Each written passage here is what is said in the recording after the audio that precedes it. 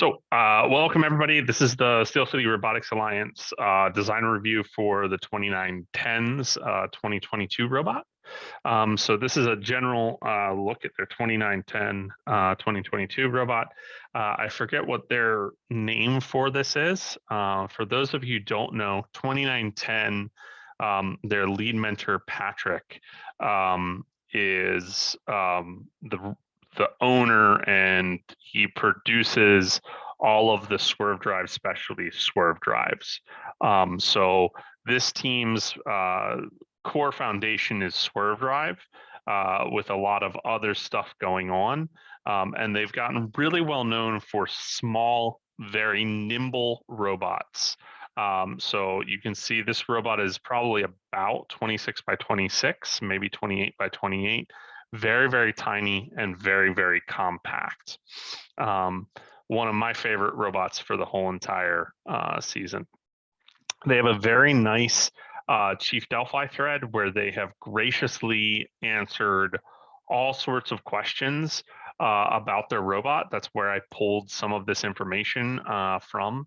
There is also a very nicely edited behind the bumpers video about this. And then in addition to that, while we were at Worlds with Goss, we spent some time talking about their robot to them in their pit.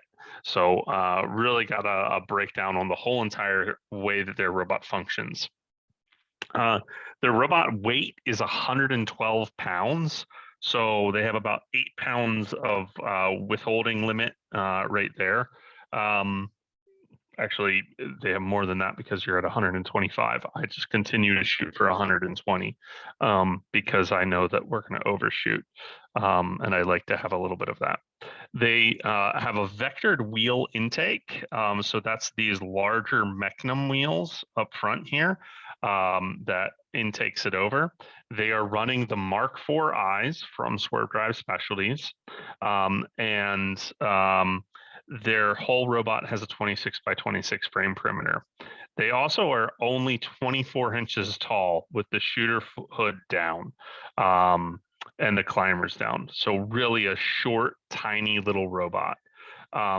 It's interesting that they have one teleop driver or one driver during teleop controls, and they use a lot of automation.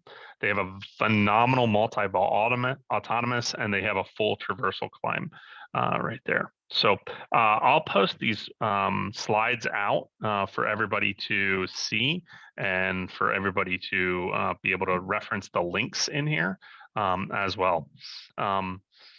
They, because of the weight and the size, you're going to see some design characteristics and design tendencies with this team on using thicker plate, thicker wall design, heavier duty stuff that will need to be changed if they were going to do a really large robot in the future. One of the things that I think caught a lot of people off guard or caught a lot of people as oh my goodness, was the way that they dual purpose their shooter hood with their climb. So this is an awesome video from that.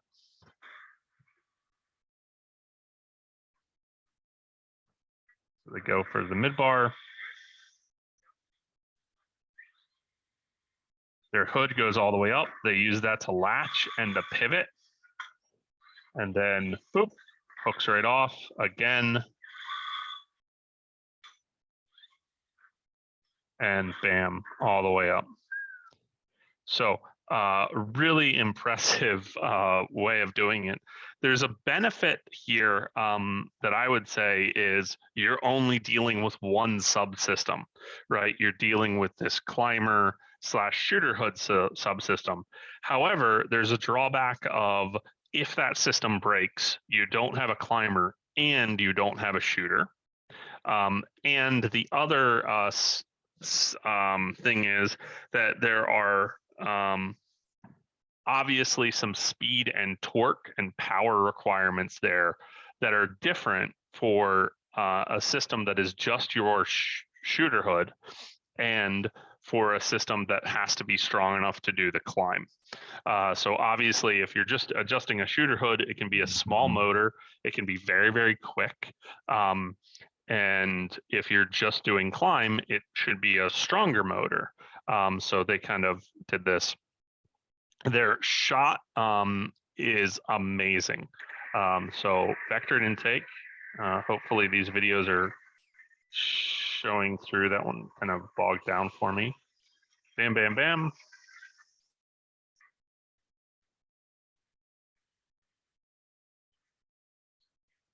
And they are also doing color sensing on this. So you'll see every now and then, if you watch a lot of their gameplay, that when they intake a ball, that is the wrong color sense, they'll get rid of it. So super nice way of doing this. So you can see they can shoot from just about anywhere as they're doing the field.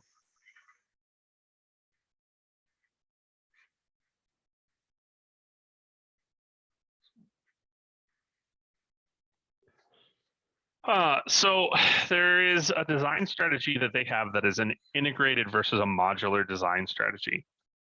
This is what I was talking about with that shooter hood that is also functioning as the climber. And so in their Chief Delphi thread, somebody asked, could someone explain the 2910 approach and philosophy on designing tightly integrated subsystems? So what they mean is when we get into the CAD, you're going to see that just about every single part is integrated in. So what Patrick said is we like to play to our strengths. We are lucky to have a router sponsor who cuts most of our parts. Once we have fabricated all of the shafts and receive our routed parts, the robot assembles very quickly since the whole thing is constructed like a big parallel plate gearbox. For any of the students that are on GOS, their construction technique for everything is something that you might be familiar with, which is plate and standoff.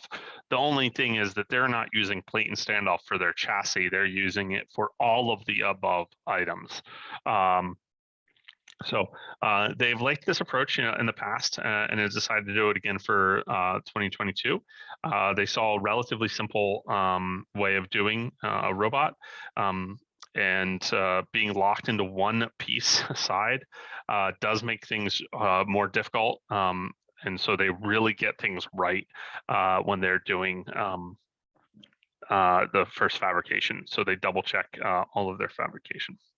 Another interesting thing on theirs is they're running a custom telescoping climber.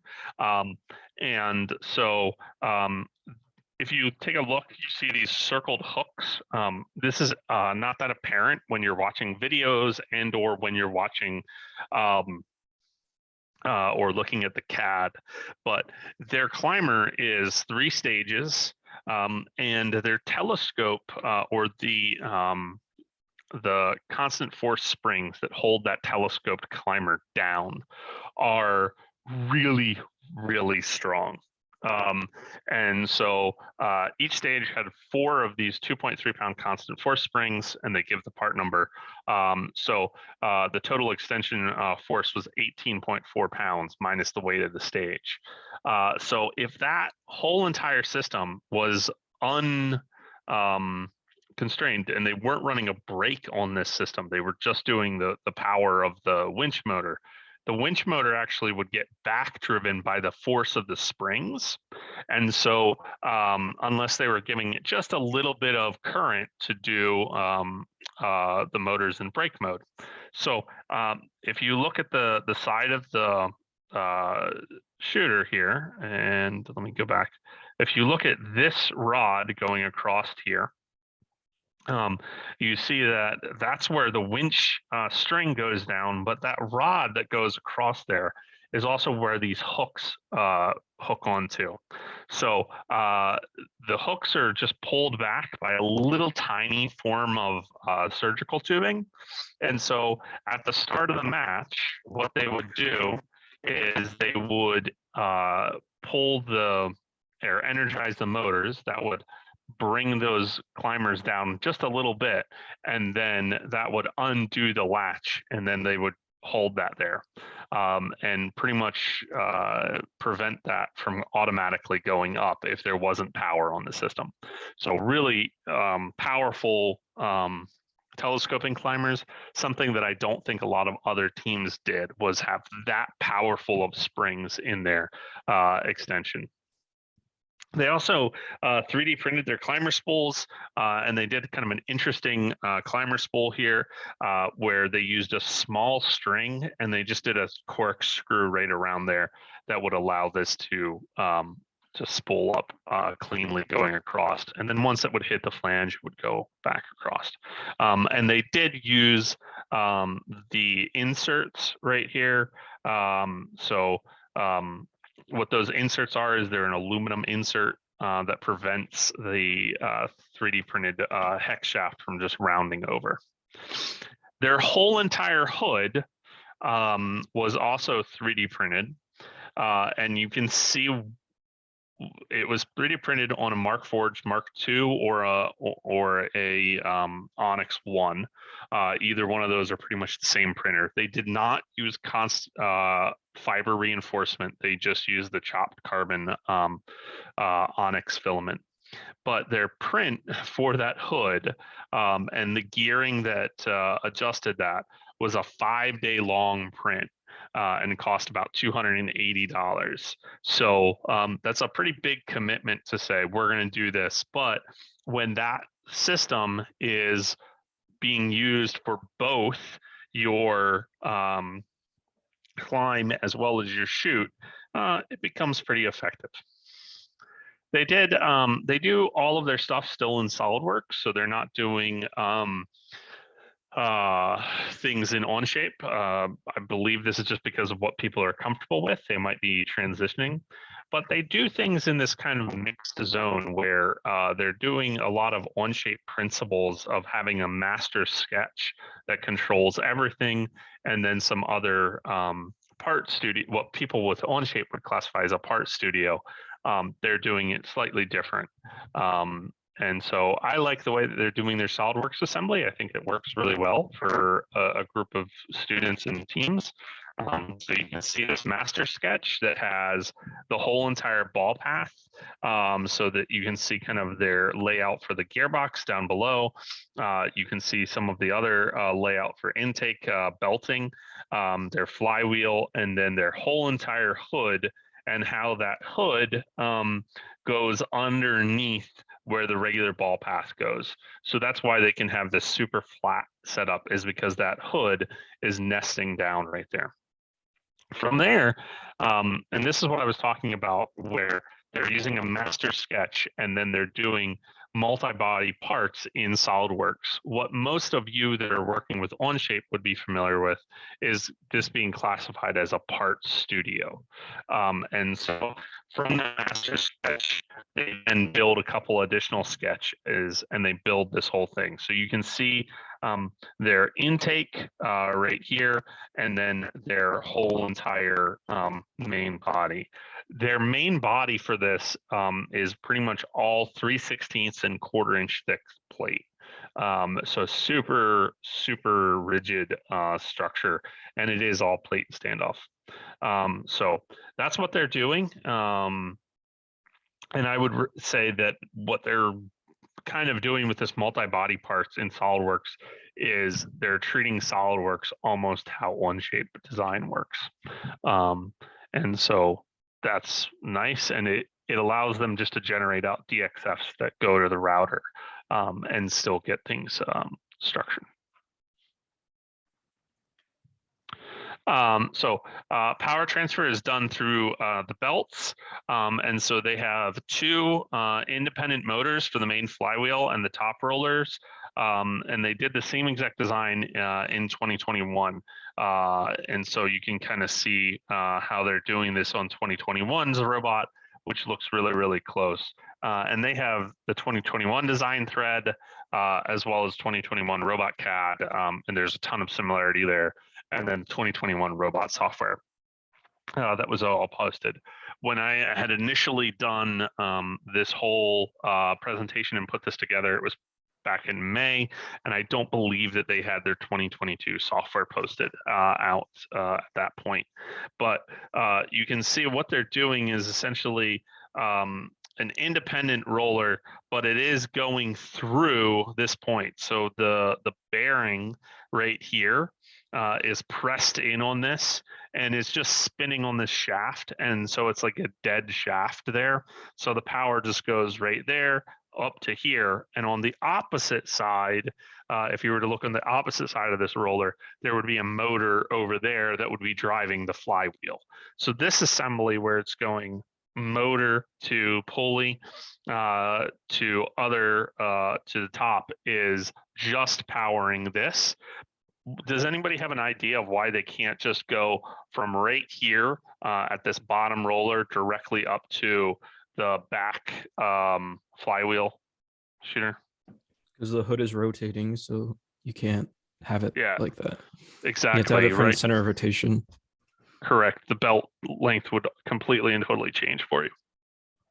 So, their 2021 climber is pretty similar, I would say. And so this is the climber bot. And so it's a telescoping setup here, and you can see this in their system. The only thing I think they really changed was how they did the gearbox there. They also changed a lot of how they managed the string in this, that the string was going out. So you can see that even they learned from 2021 to 2022 what they liked and what they didn't like. So they kept a stage count that was higher than what most people did. They kept the bearing block system the exact same way that they did between year to year, but they totally changed how they managed their string.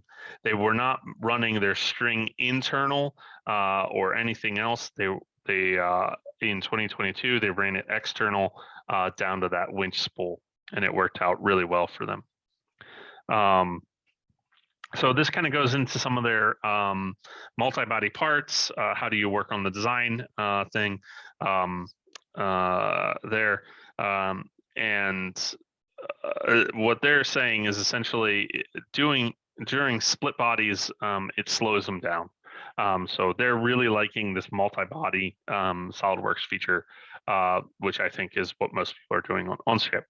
They also have 3D printed beam covers, which I thought were pretty slick. A lot of teams just had this beam mount cover that was floating out in space. They 3D printed those, and they used those beam break sensors throughout, but they 3D printed those. You can also see the mounting of all of the parts onto their 2x1. The way that they did that, I think a lot of teams might be more familiar with what they do is you just drill a big hole through and you just run a bolt, and then you would have a bolt head on the outside.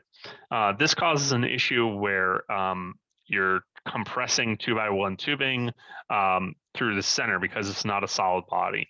So what they do is they drill an access hole right here that is large enough for the socket head to go through, and then they're drilling a clearance head or clearance hole, and that just lets them go right in. And so they're only clamping onto that. They do this for a lot of different parts, but that's how they're doing all of their 2x1 is they're drilling an access hole, and then they're going into that. They like having the larger, thicker plate because it also allows for them to have a larger thread engagement there. And they don't have to deal with reinforcing standoffs or sleeves or anything, which is a nice way of doing construction. So.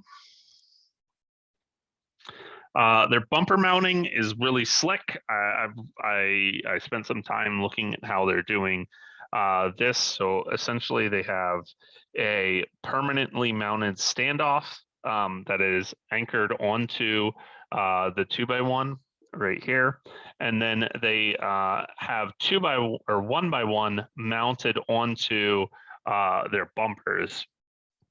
And then they're just running a bolt right down through. Now, there's a trick right here where they have a nut. And so this bolt that you see has a limited thread count right here. So it stops being threaded right here. And they have a nut added on to that is bottomed out. And that bottomed out nut prevents this bolt from ever being able to come out. So they thread the bolt down in, it engages into the standoff down here. But what the nut does is the nut prevents this from ever coming all the way out. So they're never sitting around their pit going, oh my gosh, where's our bolt? Where's our bolt? We lost our bolt for mounting this. So it's a very nice way that they have mounting for their bumpers going on. And I think it's slick. It's an over people and how they mount their bumpers. It's often overlooked, but this is a very nice way of doing that. This lower tube right here is their permanent frame. And for people that aren't familiar with the Mark IV-I way that you build a frame, it's quite literally 4 pieces of 2x1. It's super simple. So I believe that is the whole entire slide deck. I do have their CAD open right here for this, so you can see this little tiny lever that just pivots right around. That's all it's doing. And it's pivoting on an existing shaft that they have for their intake. And what you can't see is a little piece of rubber that is actually in here in real life that pulls that back. And the rubber is just surgical tubing tied around in a knot. It's not overly complex. And you also can't see the thread or the string that goes from here all the way down to their spool, which is down here. So they're not running any internal stuff there. They do all Falcons. There's, I don't think, a Neo or a Neo 550 on the whole entire thing. And there's no Spark Maxes. So that also simplifies their whole entire electronics board. They belly mount their electronics board underneath this belly pan right here. Come on.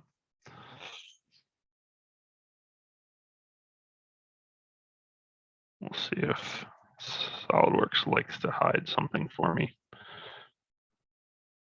There we go. So you can see a central mounted Pigeon IMU from a CTRE. They ran the Rev power distribution board, panel, whatever you want to call it, module, PDM. And that, again, a lot of teams that were running Swerve decided to do this simply because of the amount of motors that were taken up. They have these larger holes right in here, and if anybody is familiar with wiring, they run grommets in those larger holes. That's for all of their cable pass-throughs out to the chassis. They're running this is their wireless, or not their wireless, this is their Ethernet router or switch, I should say. So this allows you to do a whole bunch of plug-in. This is the one from Automation Direct, really nice and reliable. Something that struck me as interesting was where they have their router placed, which is pretty low in the chassis. I know on Titans, we try to normally keep that up. I was also impressed that they were able to get by with only one RSL and having it mounted where it was, because in my opinion, it's kind of not that viewable throughout. They run a small pneumatic system, and their intake is pneumatically driven. Their intake is not necessarily a 4-bar. It swings out right here. Or sorry, this flops out right here. It is not, if I double catch the videos, so this was kind of spring loaded on this one. And this right here, vectored intake, was pneumatically popping out. So if you look, this would be outside of their frame perimeter, but this is latched in at the start of the match. But once the match starts, this is pops up. It is not activated for the rest of the match. And then because they have such a rigid system, they do have a motor that is on their intake that is outside of their frame perimeter when they're playing the game. But again, that wouldn't be that big of a deal because it's mounted on 1/4-inch thick aluminum. That's just way too tough. So does anybody have any questions on that system or any of the systems that you see on this?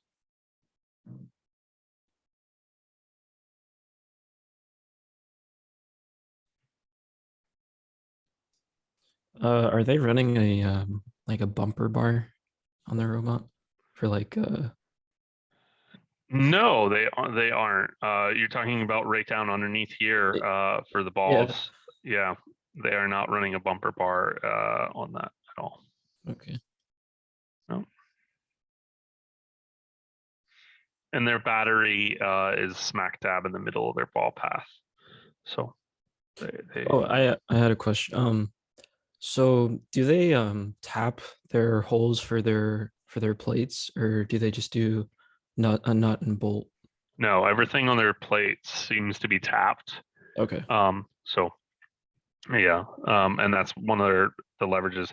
If you were doing thinner plate, you could do helicoils. You could also do PEMSerts, or you could do rib nuts.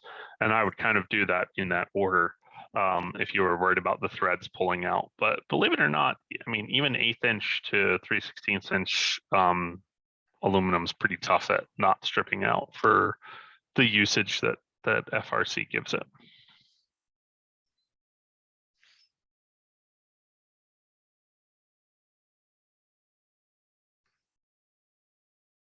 Where did they place their beam brake sensors? I'm assuming it was to make sure there were only 2 cargo within their robot, so they didn't. So they to make sure they weren't, yeah, more than 2. Yeah, so it looks like their beam brake sensors are right up here on this, so you can see it from right here. 1, 2, 3, 4. This is not that they have 4 beam brake sensors. This is so that they have some adjustability in there. So they're doing the beam brakes right up there, I believe, and then they have another set right up front here. I don't believe they have any more elsewhere. I think they're only doing 2 sets of beam brakes. And yeah, I think that this is both for sensing the amount of fuel that you have in there, and also for keeping fuel away from the flywheel here, because they are not running a kicker wheel setup or anything else. They just have 2 acceleration wheels on the back, or back rollers there. And their main flywheel there, and they have 1 conveyor belt setup going on here. So I think they're trying to keep those cargo away from jamming up against the flywheel by being able to forward or reverse that conveyor belt system there.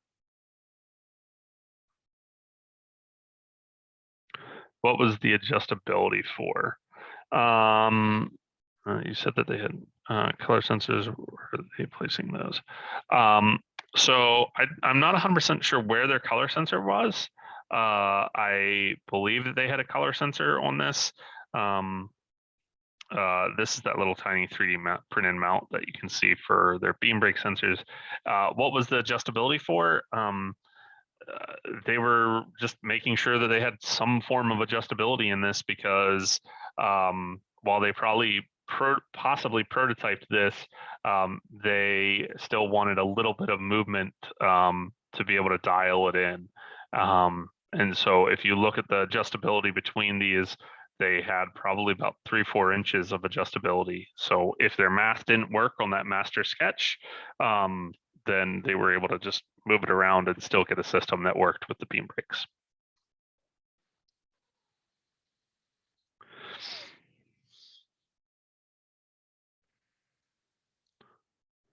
Any other questions from anybody?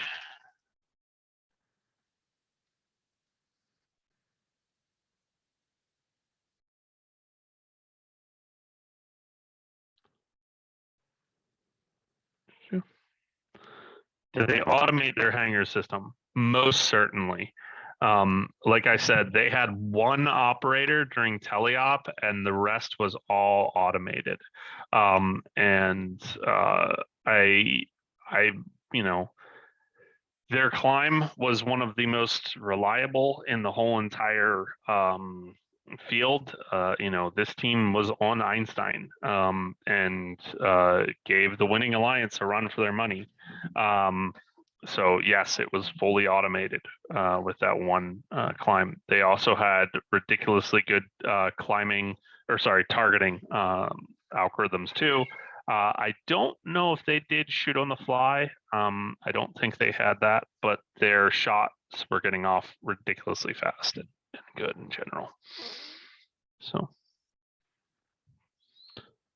okay. Well, cool. Well, thank you for showing up. Have a great evening. I'll stick around for a little bit. They don't have a turret. Would they adjust for the goal with the drivetrain? Yep, that's exactly what they did. And they did that to keep the system simple. That's what they were trying for, is a simple system. I don't know if their team has ever done a turret before, but they've really leveraged that. There was a lot of teams that did swerve drive with a turret. And I think if you, it's an odd one. This is my personal opinion. I think that if you don't have a very high level team that is familiar with programming swerve and doing a lot of autonomy on your robot, that you might actually be better off going with the mechanical complexity of a turret. And because that simplifies the programming. That's my personal thought process. It's a lot more complicated programming to get your whole entire robot to pivot and move around to do the aiming while also doing driving, instead of just pivoting one turret motor. I could be wrong on that. I would love to hear other people's opinions, but that's kind of my thought process. It's kind of a little bit harder to keep track of your whole robot. Like I said, this team has a lot of swerve experience, where their swerve modules are what just about every other high performing team was using. If they were doing swerve, you were running one of two different systems. You were running swerve drive specialties, or you were running the West Coast products, SwerveX. Cool. Well, thank you everybody for showing up. I'll stick around a little bit after I kick off the recording if other people have any questions to answer those, and then we'll post this out for archiving, and we'll look forward to having another one another day. So see y'all.